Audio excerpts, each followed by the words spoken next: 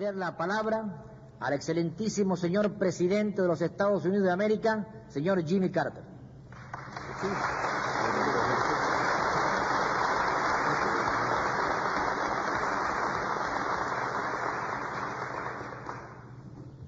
Mr. Secretary General and distinguished leaders from throughout our own country and from throughout this hemisphere. First of all, I want to express my deep thanks to the leaders who come here from 27 nations in our own hemisphere, 20 heads of state for this historic occasion. I'm proud to be here as part of the largest group of heads of state ever assembled in the Hall of the Americas, Mr. Secretary General. We are here to participate in the signing of treaties which will assure a peaceful and prosperous and secure future for an international waterway of great importance to us all. But the treaties do more than that.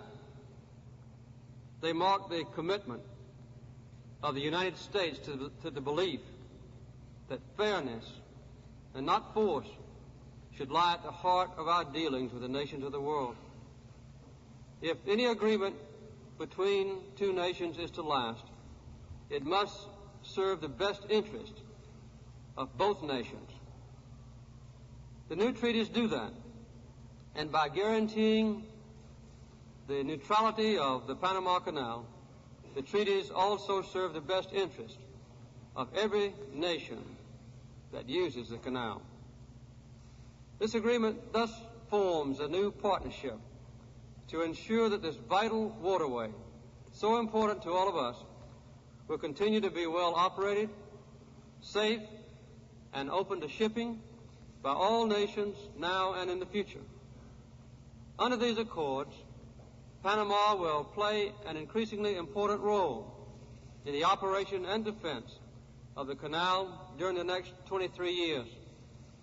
And after that, the United States will still be able to counter any threat to the canal's neutrality and openness for use. The members of the Organization of American States and all the members of the United Nations will have a chance to subscribe to the permanent neutrality of the canal.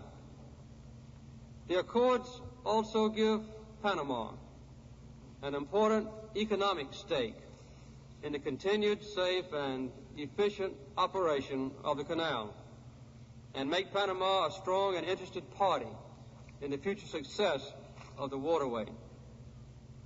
In the spirit of reciprocity suggested by the leaders at the Bogota summit, the United States and Panama have agreed that any future sea-level canal will be built in Panama and with the cooperation of the United States.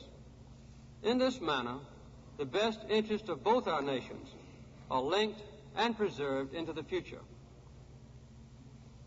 Many of you seated at this table have made known for years, through the Organization of American States and through your own personal expressions of concern to my predecessors in the White House, your own strong feelings about the Panama Canal Treaty of 1903.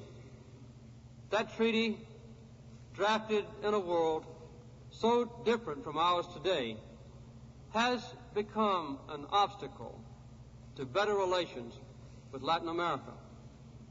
I thank each of you for the support and help that you and your countries have given during the long process of negotiation, which is now drawing to a close. This agreement has been negotiated over a period of 14 years under 4 presidents of the United States. I'm proud to see President Ford here with us tonight.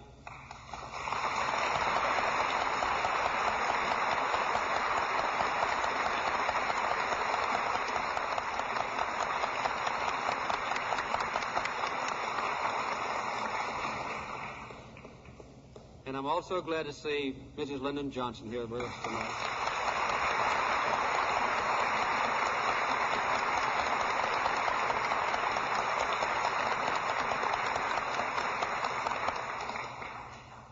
Many secretaries of state have been involved in the negotiations.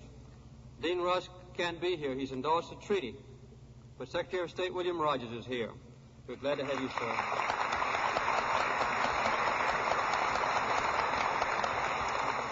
And Secretary of State Henry Kissinger is here.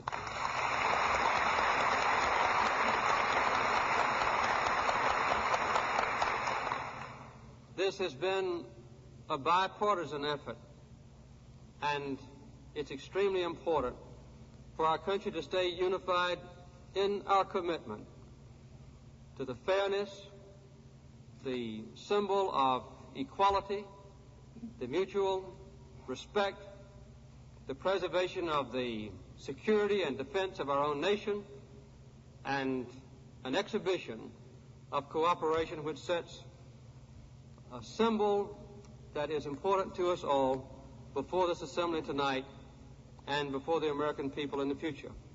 This opens a new chapter in our relations with all nations of this hemisphere, and it testifies to the maturity and the good judgment and the decency of our people.